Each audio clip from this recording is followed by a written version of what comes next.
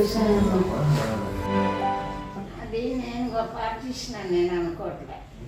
నాన్నగారు గొప్ప రైటర్ కనుక ఆయన రచన సజీవంగా నిలిచింది అని నేను అనుకుంటాను. అంత గొప్ప డైలాగ్ రాశారు. ఆ మాట చెప్పండి. ఇప్పుడే అండర్స్టాండ్లో అంటే డైలాగ్ గోలీ మాట.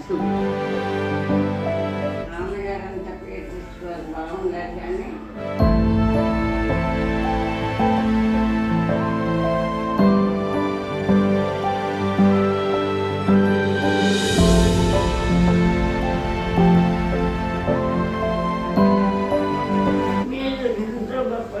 డబ్బులు ఎవరైనా సంపాదిస్తారు కానీ మంచి మనసున్న వాళ్ళని సంపాదించలేదు. మీరు ఎంతో పుణ్యవంతులమ్మ. మీరు భగవంతుడు మిమ్మల్ని చల్లగా చూడాలి.